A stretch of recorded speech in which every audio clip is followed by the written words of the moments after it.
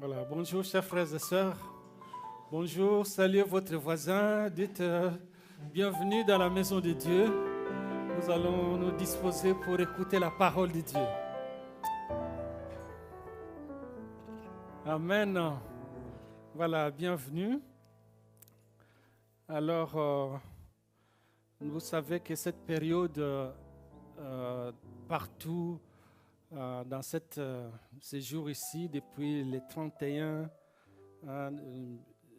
octobre, la nuit 1er novembre, on célèbre donc la fête d'Halloween.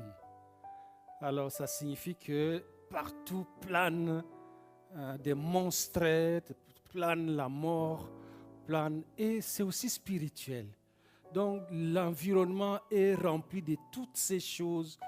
Donc l'imaginaire, il y a juste à certains niveaux, c'est culturel, dans d'autres niveaux, ça devient plus compliqué. Mais dans la Bible, nous savons que derrière toutes les réalités humaines, il y a des forces qui dominent. Amen. Et il n'y a pas de neutralité. Amen. Alors, donc, nous devons être vigilants par rapport à tout cela.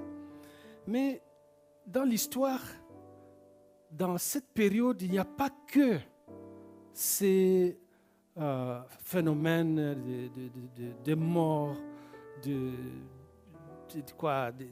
ténèbres qui agissent.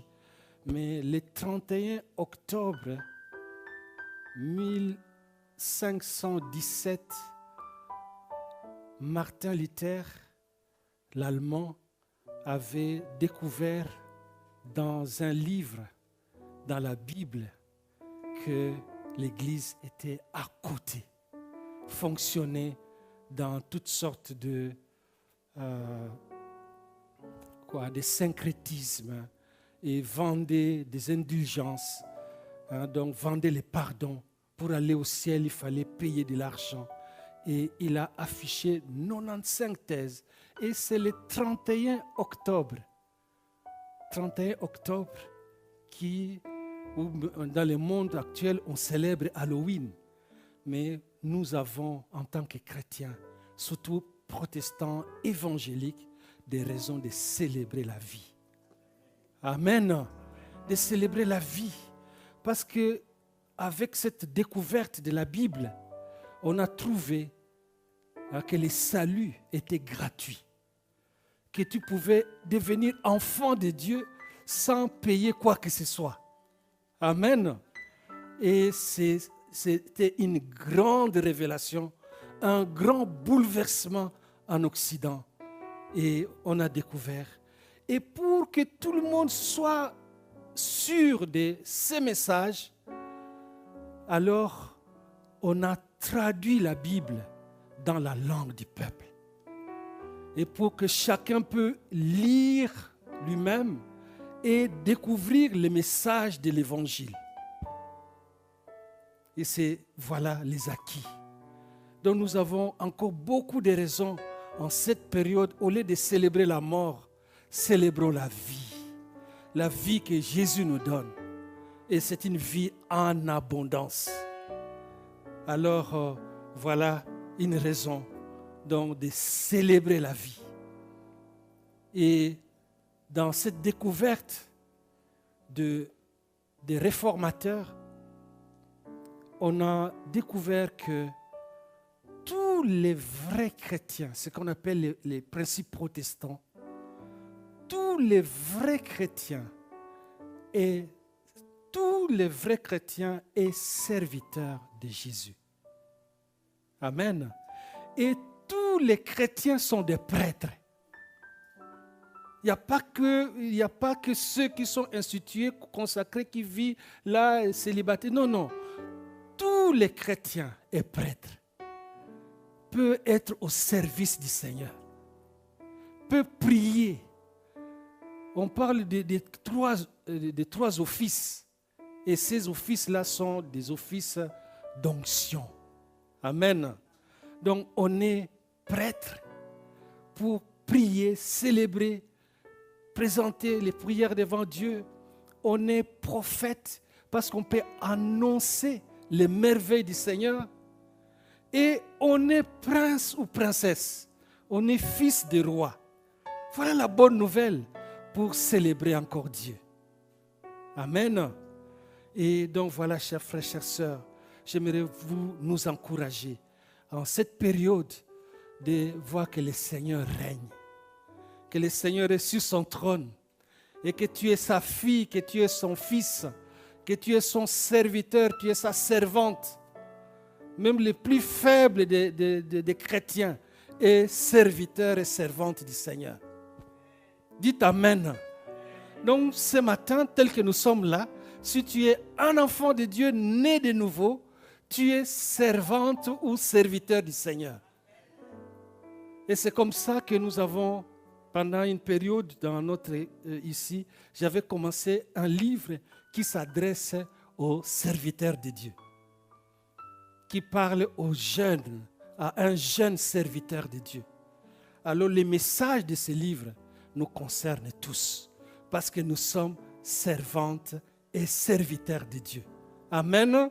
Alors j'aimerais vous inviter à lire avec moi dans 1 Timothée chapitre 4. 1 Timothée chapitre 4, nous allons lire à partir du verset 12. Et on va lire 12, peut-être jusqu'à 15. Et c'est notre texte de base.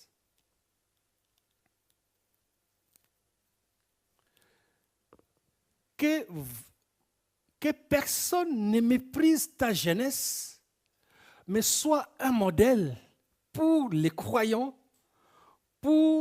par tes paroles, ta conduite, ton amour, ton esprit, ta foi, ta pureté. On va continuer. En attendant que je vienne, applique-toi à lire les Écritures dans l'assemblée, à encourager, à enseigner. Ne néglige pas les dons que tu as reçus, celui qui t'a été donné d'après une prophétie, lorsque le conseil des anciens a posé les mains sur toi. Et on va s'arrêter au 15e. Occupe-toi de ces choses, donne-toi tout entier en elles, afin que tes progrès soient évidents pour tous. Amen. Voilà notre texte de ce matin. Mon message s'adresse particulièrement aux jeunes. J'aimerais, en écoutant la prédication du dimanche passé, j'aimerais cibler la jeunesse. Mais aussi ce message, malgré qu'on dit les jeunes, vous savez, ici en Belgique, avec un dessinateur là, Tintin, ils ont dit que les jeunes, c'est de quel âge à quel âge, Papa Santimi? De 9 à 99 ans, on est tous jeunes. Amen. Donc, alors si vous, les adultes, vous pensez que ça ne vous concerne pas, non, ça vous concerne. Vous êtes jeunes. Et d'ailleurs, vous savez, en termes de l'âge, et souvent j'ai remarqué dans la vie ici, les gens n'aiment pas qu'on connaisse leur âge. Une personne qui fêtait l'anniversaire dit, mais non, on va connaître mon âge. Je te dis, non, t'en fais pas, on ne va pas connaître ton âge. On dit toujours 25 ans. Parce que même nous, parfois on sent un peu, dit, mais, je me demande, je vais sortir un peu de mon message, mais je reviens vite. Et quelqu'un m'a posé la question, tu as quel âge? Alors je me suis rendu compte, j'ai dit, waouh!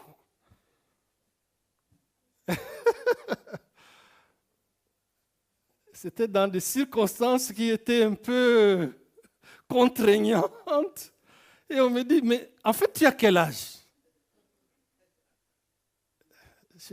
J'ai commencé, vous savez, je savais mon âge, mais je n'avais pas le courage de dire. J'ai dit, non, je viens d'avoir 67 ans. Oh, 67 ans! Mais c'est l'âge de la retraite.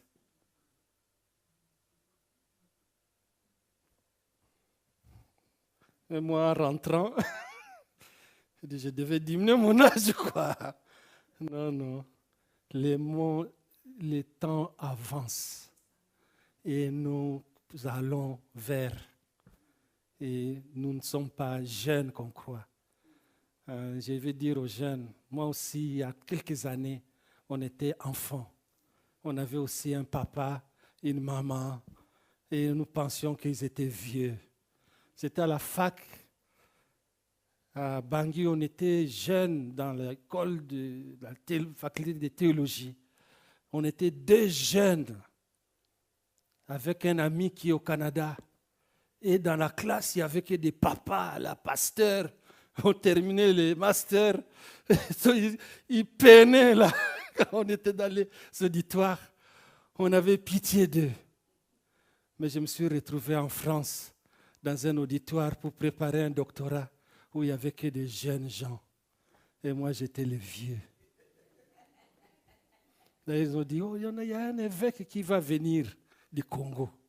Je n'étais même pas évêque, parce que j'étais au milieu d'eux.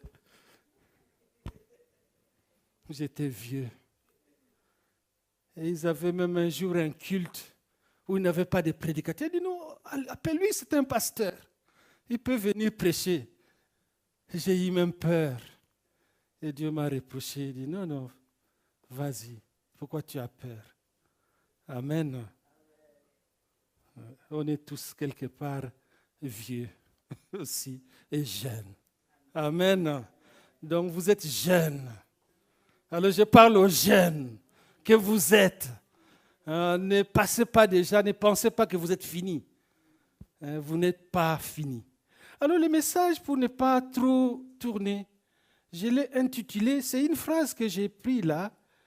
Donc j'ai prise dans ce texte, le verset 12, qui est les cibles de notre message. Que personne ne méprise ta jeunesse. Que personne ne méprise ta jeunesse. Et nous avons mis les bases, n'est-ce pas? Que tous nous sommes des jeunes et des vieux aussi à la fois. Mais que personne ne méprise ta jeunesse. Et comme nous avons dit que le texte parle aux serviteurs de Dieu, à un jeune serviteur de Dieu, à une servante de Dieu, que personne ne méprise ta jeunesse. Paul parle à Timothée. Timothée. Et j'ai consulté un peu un commentateur que j'aime. Il dit ceci sur Timothée. Il dit, j'ai de la sympathie pour Timothée. Je l'admire. Et quand on parle de Timothée, nous avons l'impression quand on parle d'un jeune serviteur, de peut-être quelqu'un tellement pieux, tellement spectaculaire, qui, quand il marche, il y a, quoi on dit, un auréole qui les suit. Non, ce n'est pas cette image-là. Le commentateur dit ceci, il dit, Timothée, il est comme chacun de nous, fragile dans notre fragilité humaine.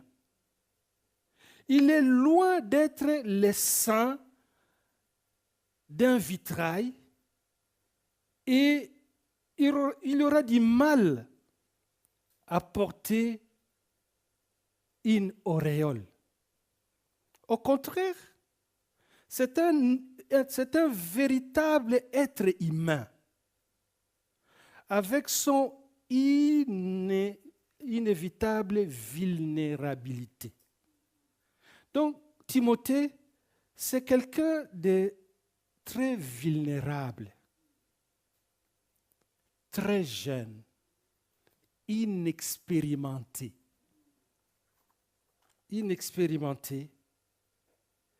Et aussi d'un tempérament timide. Et Paul lui demande même, pour le mettre à l'aise, il sait qu'il est d'une santé fragile. Paul lui dit, pour guérir un peu ton estomac, bois quand même un verre de vin. Donc il n'était pas extraordinaire. c'est quelqu'un de très jeune, très simple, fragile, timide. Il a peur, c'est pourquoi il faut dire, ne crains pas.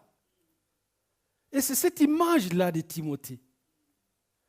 Et Timothée représente chacun de nous.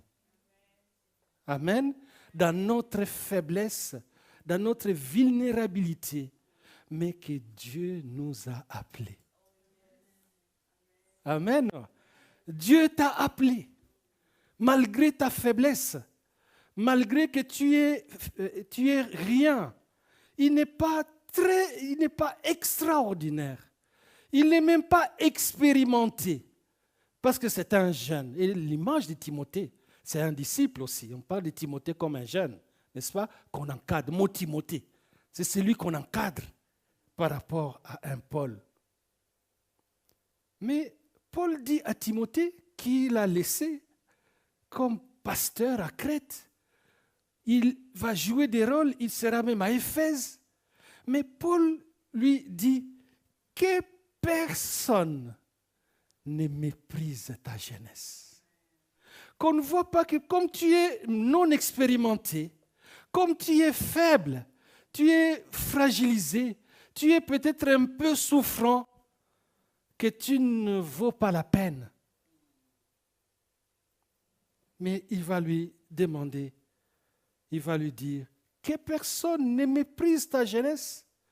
Mais en fait, si j'avais un vrai thème, mais je n'ai pas voulu le prendre, c'est sois un modèle. Amen. Sois un modèle. Timothée doit être un modèle. Alors le mot modèle, ça c'est le premier point. Le mot utilisé, il y a un mot grec, c'est le mot typos. Le mot typos signifie littéralement empreinte, marque, forme. Alors par extension, il désigne un exemple, un modèle. Donc Paul va dire à Timothée, tu es jeune pasteur, tu es jeune serviteur de Dieu, mais sois une référence, sois un exemple, sois un modèle, quelqu'un qu'on doit observer, quelqu'un qu'on doit imiter. Et je pense que ce message concerne notre jeunesse aujourd'hui. Quand nous parlons de modèles, vous savez, la société cherche des modèles. Et quels sont nos modèles? Généralement, nos modèles, ce sont des stars. Je pense que dans le monde du football, il n'y a pas longtemps, on est entré dans des polémiques. Des gens qu'on pense être comme remplis du Saint-Esprit, mais qui s'écroulent. Parce que ce qu'ils font ne nous rassure pas. Est-ce que c'est un modèle? Et pourtant, notre société on regarde. Quel est votre modèle de chanteur? Quel est votre modèle de chanteuse? De politique, de tel ou tout ça? Ce sont toutes ces personnes. Mais scrutez un peu sur leur vie. Est-ce qu'ils sont vraiment des modèles? Mais Paul dit à Timothée que personne ne méprise ta jeunesse. Tu dois être l'exemple. Maintenant, notre monde est très exigeant pour des stars. Et comment on les fait crouler? Parce qu'ils ne sont pas des exemples. Ah non, c'est l'exemple de la jeunesse. Mais voilà, il y a ça. Mais pourquoi il y a ça? Vous voyez, c'est là la différence entre ces modèles-là et les modèles que Paul nous présente dans cette lettre. Tu es serviteur de Dieu. Tous, on est serviteurs de Dieu. En tant que chrétien, on est serviteurs de Dieu. On est une référence. Alors, comme nous sommes au service de Dieu, Paul va dire à Timothée, sois un exemple. Amen. Les parents, On a parlé, je parle des jeunes, mais je parle aussi aux moins jeunes, aux parents, aux adultes. Sois un exemple. Sois une référence. Nous pouvons parler, nous pouvons prêcher, nous pouvons prier ou faire des choses, mais les gens nous regardent. Comment nous nous comportons? Je crois que je vous ai déjà raconté cette histoire d'un pasteur qui va visiter ses membres.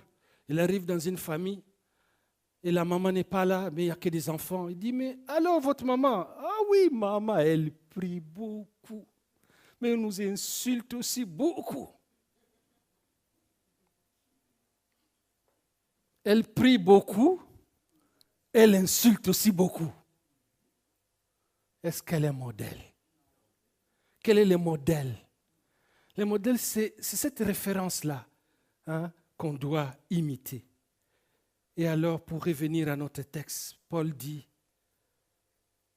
alors j'ai quelques points, plusieurs points, mais en développant l'aspect des modèles, Paul dit à Timothée d'être un exemple, mais un exemple en parole. Sois un exemple en parole. Comment tu parles? Amen. Comment tu parles? Et nos paroles traduisent ce que nous sommes vraiment. Je ne sais pas si vous êtes arrivé à être quelque part où quelqu'un parle beaucoup, il monopolise tout, il ne fait que parler. En quelques minutes, tu peux savoir qui il est. Si tu es sérieux, tu découvres. Et il ne fait que parler. Peut-être qu'il parle trop que de lui.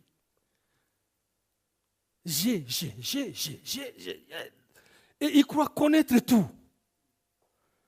Je vous assure, souvent quand j'allais me faire, on allait à Port de Namur pour se coiffer, il y a des grands théologiens là-bas. Des grands débats théologiques, des grands débats des sociétés, des économistes, tous les savants, ils sont là-bas. Et ils vont engager des débats parfois sur des sujets qu'ils ne maîtrisent pas. Alors parfois, autant écouter que d'entrer là-dedans. Parce qu'ils sont trop sûrs d'eux-mêmes. Les paroles. Sois un modèle en parole. Comment tu parles?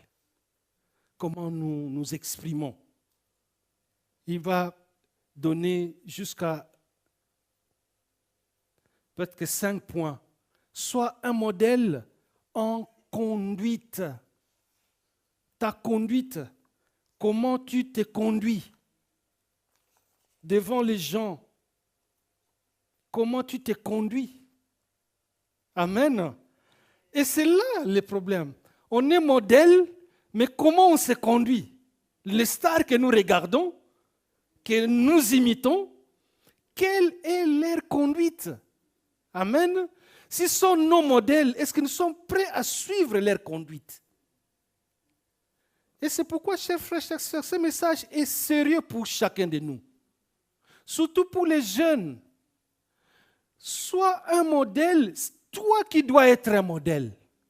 Ne suis pas tel. Je peux citer des noms, mais je n'aimerais pas entrer dans une polémique. J'ai empressé mon sermon ici, que quelqu'un me réponde des États-Unis ou je ne sais pas d'où, parce que j'ai cité son nom. Oui. On parle, et moi j'aime pas des influenceurs. On est là et vous les suivez, mais regardez leur vie alors que c'est toi qui dois être modèle. J'aimerais parler aux jeunes. Tu es dans un groupe, tu es à l'école, tu es au travail. Sache que tu es un modèle. Amen. Même si tu ne parles pas beaucoup, même si tu ne monopolises pas, mais ta conduite parle à ta faveur. Et c'est comme ça que tu ne dois pas te sous-estimer. Parce que nous pensons toujours, on est là, on doit suivre les autres. C'est eux qui doivent nous mener. Mais non, Ici, Paul veut dire à Timothée, non, écoute, dans l'église, il y a des dames, il y a des jeunes filles, il y a des mamans, il y a des vieillards, mais toi, tu es la référence. Sois un modèle dans tes paroles, comment tu t'exprimes. Tu es un jeune pasteur, tu es un jeune chrétien, mais comment tu parles, mais dans ta façon de te comporter. Donc ça touche les relationnels. Comment tu fais, comment tu travailles même. Tu vas être une référence. Et il dit, il va continuer. Modèle en conduite, modèle en amour. Comment tu aimes les gens. Amen. Et je crois qu'au travail, parfois, on va te dire, mais tu vois telle personne, il faut faire attention. Faire ceci, tout ça. Et parfois, on ne fait que sortir des frustrations, des rancunes, des situations qu'on a emmagasinées et on les transmet aux autres. Mais en tant que chrétien, le Seigneur nous appelle à l'aimer de tout notre cœur, mais d'aimer aussi les nôtres. Amen. Comme lui-même. Donc, en quelque sorte, les vrais modèles, nous les trouvons dans le Seigneur. Amen. Et que nous-mêmes, notre référence ne peut être que lui. Que le Seigneur Jésus. Il va parler des modèles en foi. Je crois qu'il reprend les versets parce qu'on a l'impression que je fais sortir des éléments comme ça dans ma tête, mais ça vient de la parole de Dieu. Il dit, dès 1 Timothée 4,12, c'est là notre texte. Il dit que personne ne méprise ta jeunesse, mais sois un modèle pour les croyants par tes paroles, par ta conduite, par ton amour. Sois un modèle de foi. Amen. Nous avons organisé le temps de prière, mais on a parlé de la foi. La Bible est remplie d'histoires de foi. Les vrais modèles bibliques, ce sont des hommes de foi, des femmes de foi. On est dans une situation, vous savez, souvent, je vais prendre un peu en faux, mais je vais me mettre en faux avec notre communauté. Souvent, quand on a organisé chaque événement de l'Église, je peux vous dire, depuis le début, depuis l'achat de ces bâtiments, jusque dans les activités, les grandes activités, il y a eu toujours à un moment donné qu'on a toujours deux attitudes. Mais évidemment, Dieu nous conduit toujours pour prendre la bonne. Souvent, on va, ah non, mais vous voyez, mais maintenant, comment on va faire? Et ça, c'est une question qu'on trouve même chez les disciples. Il y a 5000, mais comment on va faire? Mais on a toujours oublié que nous travaillons avec Dieu. Amen. Si nous disons, demain on va organiser un grand événement ici, on va faire tout ça. Ah, Maman Charlotte, combien nous avons dans les caisses? Ah non. Même Maman Charlotte elle-même peut nous dire, mais non, pasteur, vous exagérez. On n'a rien. Modèle en foi. Dans des situations dans lesquelles vous vivez, ayez foi en Dieu. Que tu n'es pas seul. Que Dieu crée même des revenus, crée des situations, parce qu'il y a la foi. D'Abraham jusqu'à dans le Nouveau Testament, la relation avec Dieu, c'est un problème de foi et d'incrédulité.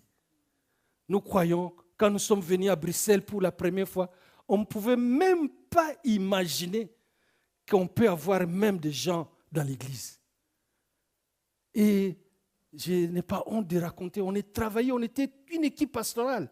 Et l'équipe se voit, le pasteur a prêché sur la foi. Le dimanche prochain, il a démissionné. Parce qu'il disait, Paul, ça se passe en Afrique et en Amérique. Mais ici, rien ne va se passer. Amen. Ayons la foi en Dieu. Sois modèle en foi. Là où tous tes amis ne croient plus en rien. Tu es là, on veut faire quelque chose. Ah, mais comment on va faire? Ils vont se moquer de toi. Et toi, tu vas dire, non, moi je crois que Dieu va agir. Dieu, non, non, non, laisse Dieu en dehors. Parce que nous croyons toujours avec ce que nous voyons. Mais la foi s'oppose justement à la vue. Nous marchons par la foi et non par la vue. La vue, nous voyons ce qui apparaît. Mais la foi, c'est une ferme assurance à ce qu'on ne voit pas. Parce que Dieu, il est invisible. Sois un modèle en foi. Là où on veut faire un projet d'église, alors vous venez avec la foi. Vous dites, non, nous croyons que le Seigneur va nous aider. Et comment il va nous aider? Mais je ne sais pas. Mais nous allons prier. Il va agir. La foi se base sur la parole de Dieu. Et je ne vais pas aller plus loin que ça. Modèle en foi. Parce que dans l'histoire de Timothée, j'ai fait un peu quelque chose comme une recherche. On parlait avec Maman Jeanne en venant sur l'intelligence artificielle. Alors je découvre un peu, parce que dans le cadre de l'école, on nous demande de faire des formations avec des jeunes sur l'intelligence artificielle. Alors j'ai demandé à l'intelligence artificielle de me présenter Timothée. Et il m'a fait 6 points sur Timothée, avec des références et tout. J'ai dit, waouh, mais c'est extraordinaire. L'intelligence artificielle, même l'ordinateur connaît Timothée. Il le présente, qui est Timothée. Vous savez, Timothée est né d'un père grec et d'une mère. Et sa mère était croyante, n'est-ce pas? Mais la mère de Timothée a aussi une grand-mère. Et Paul parle même de la foi qui était dans sa grand-mère et qui a été transmise à sa mère. Et bien que la foi n'est pas héréditaire, mais on voit que la famille a travaillé. Chers frères, chères sœurs, Timothée était un modèle de foi. Paul découvre, parce que Paul l'a rencontré, et c'est son fils, évidemment, qui l'a gagné dans le Seigneur, mais Paul dit qu'il discerne dans Timothée la foi qui était dans sa grand-mère. Donc il était enraciné dans la parole de Dieu. Chers frères, chères sœurs, modèle en foi, transmettons nos valeurs. Ne nous laissons pas influencer par des gens qui sont sans foi ni loi, de nous dicter leur conduite. Et ainsi, nous refusons d'être nous-mêmes des références. Parce que vous savez, on vous observe. Je me rappelle, j'étais tout jeune, je suis allé à Bangui, donc en République centrafricaine, on avait un campus des étudiants en théologie.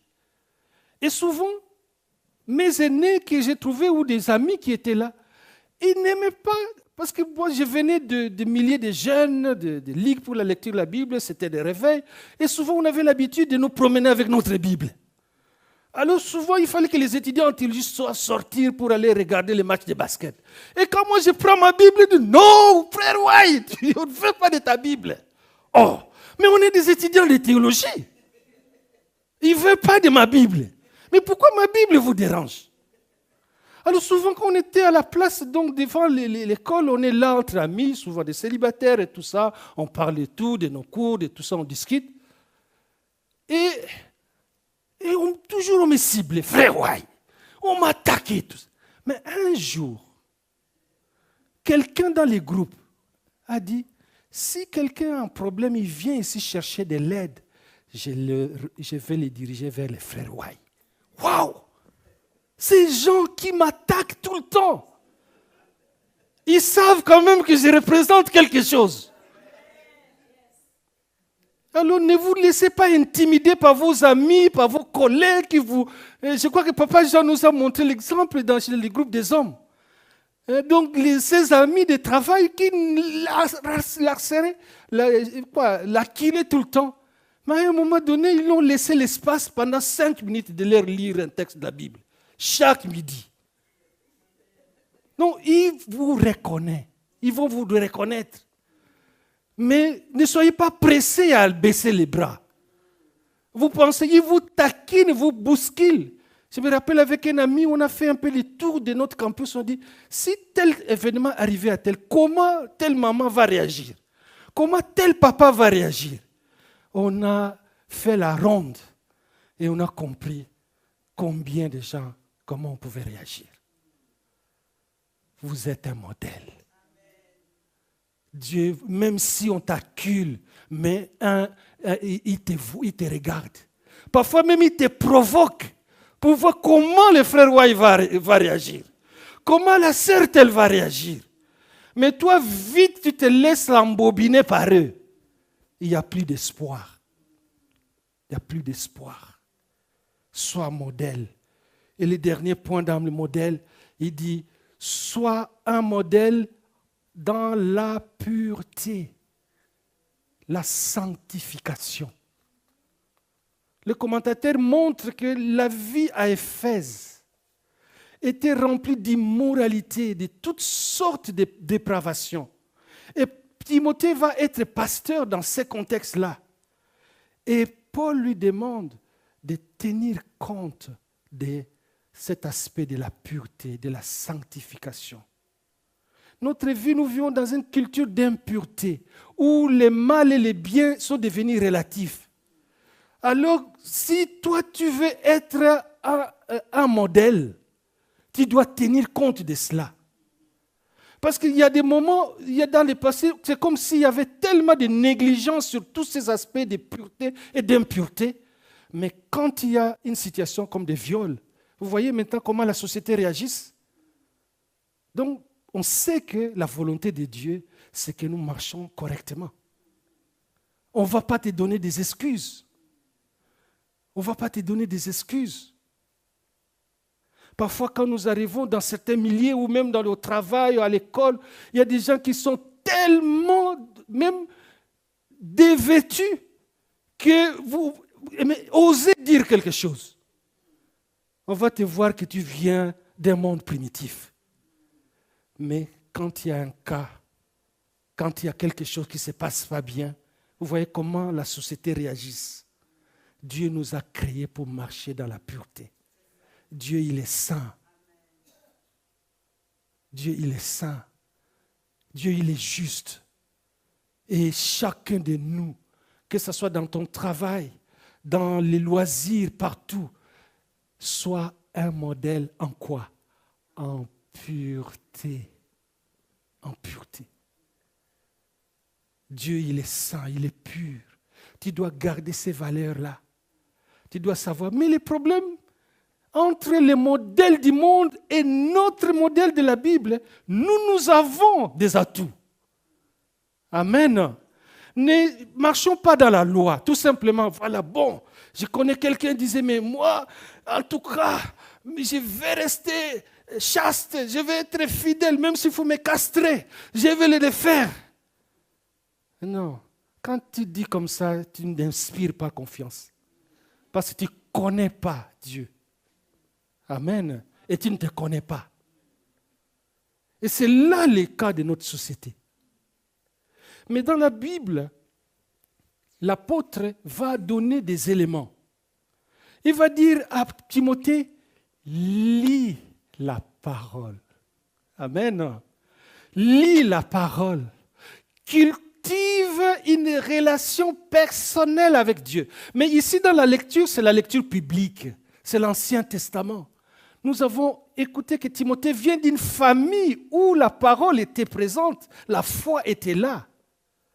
Si tu penses que tu peux vaincre dans tous ces défis, tout simplement par la volonté que non, je sais que je suis chrétien, ça c'est mauvais, tu échoueras.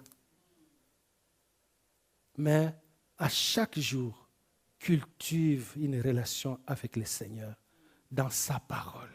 Lis la parole. Et Paul va dire à Timothée, ne néglige pas. On peut continuer à lire les textes, je pense que c'était 14. Il dit, avance un peu les textes s'il te plaît.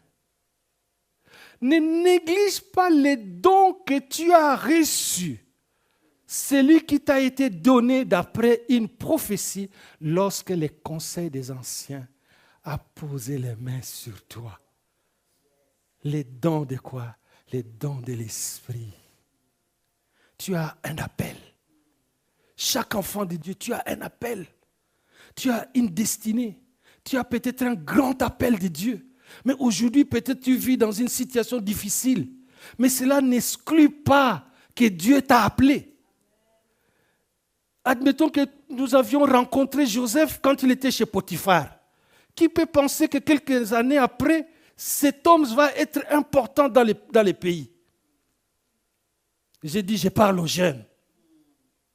Si aujourd'hui tu négliges ton appel, mais tu ne sais pas peut-être que Dieu t'appelle à des grandes choses demain, après-demain, les années qui vont venir. Mais toi, tu te laisses influencer par des gens qui sont sans foi ni loi.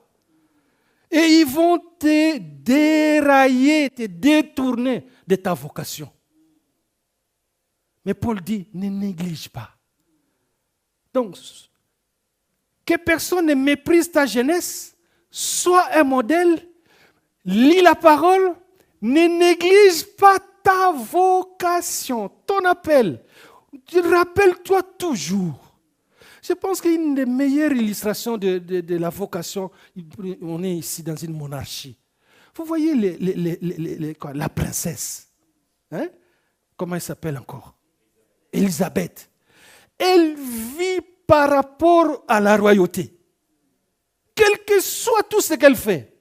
Elle est dans l'armée, elle peut jouer avec ses amis. Elle sait que s'il ne meurt pas, un jour c'est elle qui sera la reine. Et c'est là l'enfant de Dieu. Tu sais que non, moi tel que je suis là. Et je pense que j'encourage les parents. Ma mère me disait toujours, fais attention, tu es fils de pasteur. Ça ne me disait rien, mais non, moi je ne suis pas pasteur. Tu es fils de chrétien. Les mamans, les dames, vous qui êtes là, vous avez des enfants. Rappelez-les que tu es ma fille. J'ai un appel. J'ai prié pour toi. Je t'ai consacré au Seigneur. Aujourd'hui, tu ne veux pas suivre, mais sache que tu as une destinée. Un jour, cet enfant se rappellera que tu lui as inculqué des valeurs. Et ces valeurs-là, quelles que soient, même si on se mélange, mais à un moment donné, tu dois te rappeler que non, moi j'ai une destinée. J'ai une destinée. Donc je ne dois pas oublier cela. Je ne dois pas oublier que j'ai été baptisé. Je ne dois pas oublier que j'ai reçu Jésus. Qu'on a imposé les mains sur moi. Vous imaginez qu'on a prié pour moi. Et tu ne dois pas oublier que ta mère est chrétienne. Vous savez, j'ai lu, il y a une des histoires vraies. Je suis en train d'atterrir. Quelqu'un était dans un groupe de, comment on appelle ça, Rotary Club. Alors, c'est une histoire vraie. Ils sont là dans les groupes de Rotary. Et je ne sais pas qu'est-ce qu'ils sont des gens importants.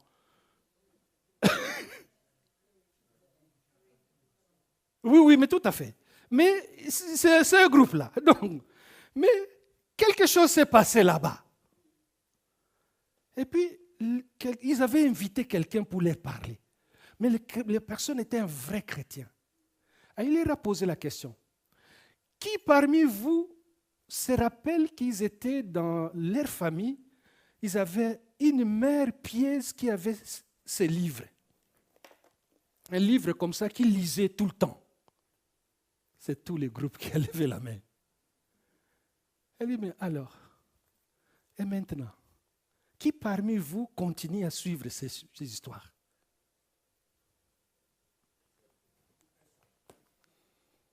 Cette question-là a fait sortir quelqu'un. Ils ont compris qu'ils étaient à côté. Toi, maman, toi, papa, qui lis la Bible, tes enfants te voient. Amen. Alors aussi à nos jeunes, n'aie pas honte d'avoir une petite Bible dans ton cartable. Ou dans une situation donnée, qu'on te demande, ah, toi tu lis aussi ça? Oui. Dans ma famille, ma mère lit. Ah bon? Montre-moi d'abord. Qu'est-ce que tu connais? On raconte l'histoire dans l'avion, quelqu'un était en train de mourir. Et il cherchait vraiment à faire la paix avec Dieu. Et on a cherché, mais est-ce qu'il y a quelqu'un qui peut préparer quelqu'un à rencontrer Jésus? On a cherché, et puis il y avait une personne qui m'a dit, oui, moi je connais, ma mère m'avait montré quelque chose. Il a pris Ésaïe 53. Ils ont lu avec la personne. C'était vraiment une personne importante. C'était parmi des histoires vraies. Il l'a lu. Vous savez, Ésaïe 53. Il a dit, il s'est livré pour nous. Alors il dit, mets ton nom. Alors il a commencé à répéter. Il commence à lire Ésaïe. Et après, il est mort. Vous savez, il a pris nos fautes. Il a dit, mets ton nom. Il répète. Même si aujourd'hui on ne veut pas. Amen. Mettons les Bibles dans nos maisons. Gardons nos valeurs. Et n'oubliez pas notre vocation. Je vais vite terminer. Et il va parler de progresser. Il dit que les gens voient tes progrès. On doit remarquer que tu es différent. Mes jeunes, qu'on doit remarquer dans ton groupe là, que tu es différent. Amen. Que toi, mais pourquoi tu es toujours comme ça? On voit que tu es quand même, oui, parce que tu as une relation vivante avec Jésus. Parce que c'est toi qui vas aider les autres. Parce que s'il n'y a pas de modèle, l'évangélisation n'est pas que venir, vous savez, ici, quand je me mets là, je commence à oublier dans les métros. Convertissez-vous, venez à Jésus. On risque de dire, non, tu es fou. On va m'arrêter peut-être.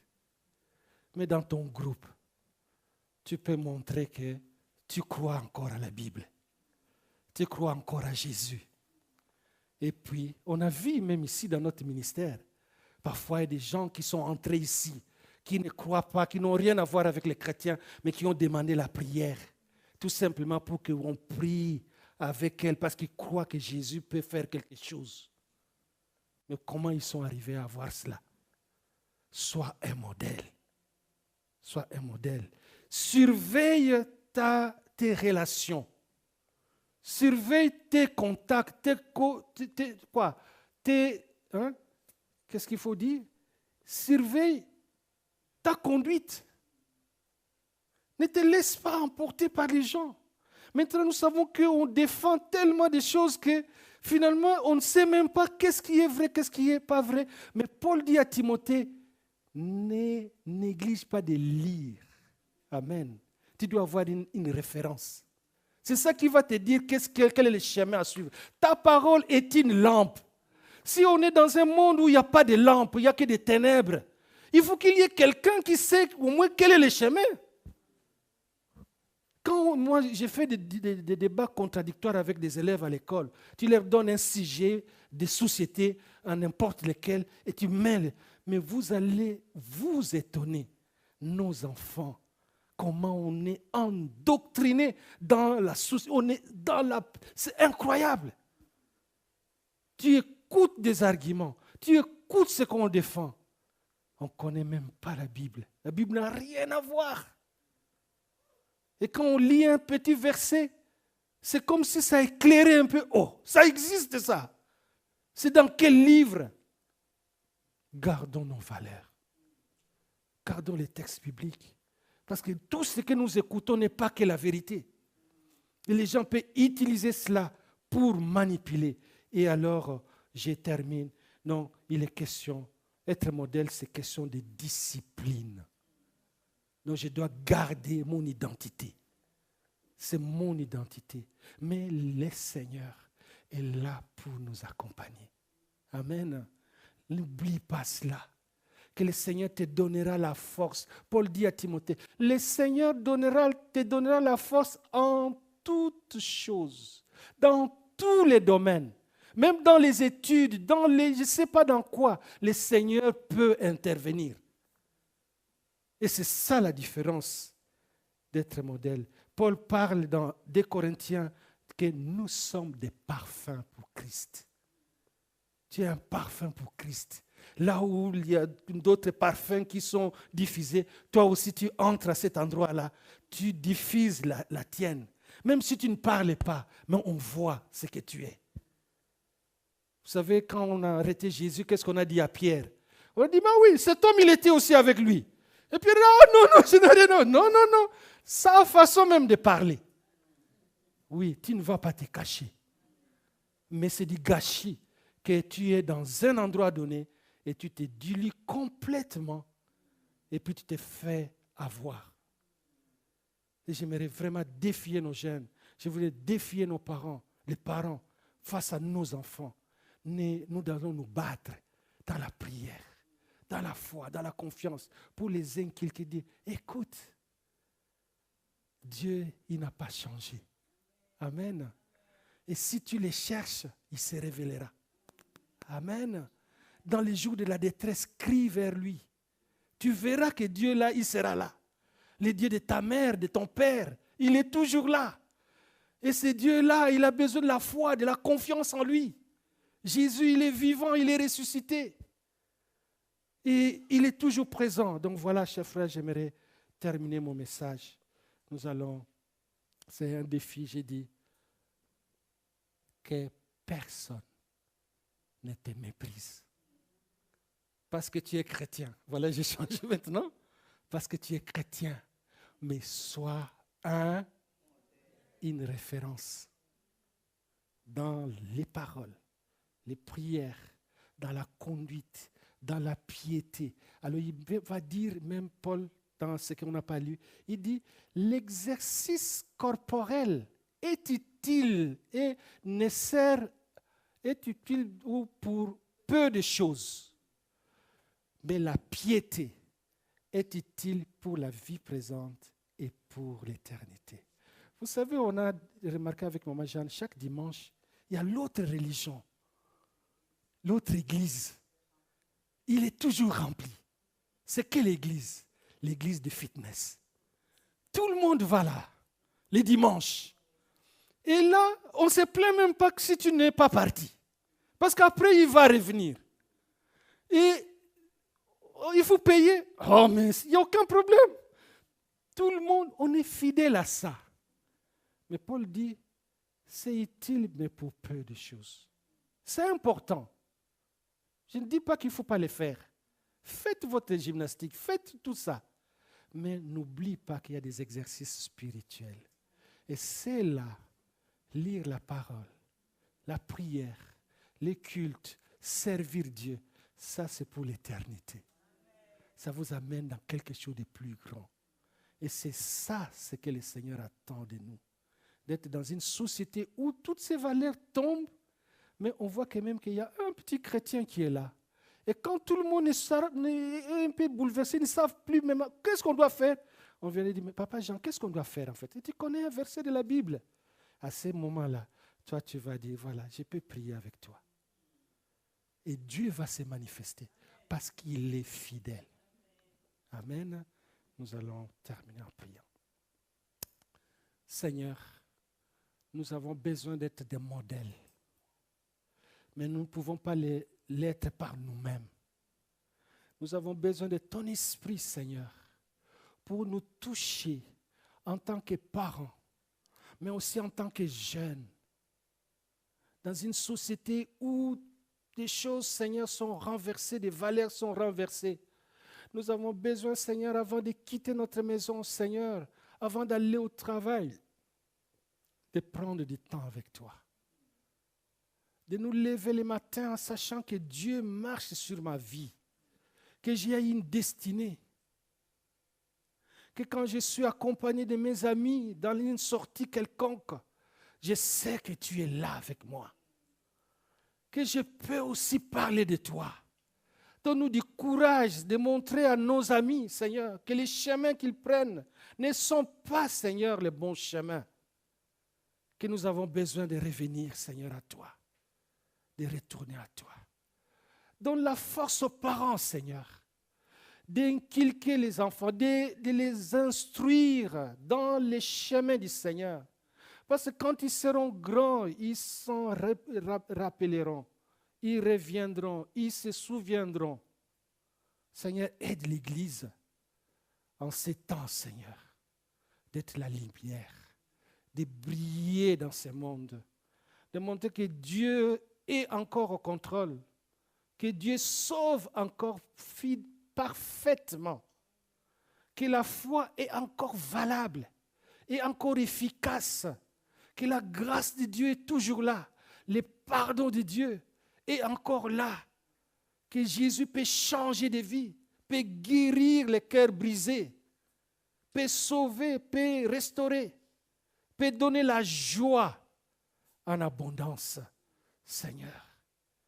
Aide-nous à trouver la joie en toi, à être épanouis en Jésus, de savoir que nous pouvons tout par Christ, d'être fiers de Jésus dans notre vie et de témoigner que les jours où je l'ai rencontré, ma vie a changé, qu'il m'a donné la joie dans mon cœur, qu'il m'a restauré, qu'il m'a tracé un nouveau chemin et que j'ai la vie éternelle. Je suis enfant de Dieu.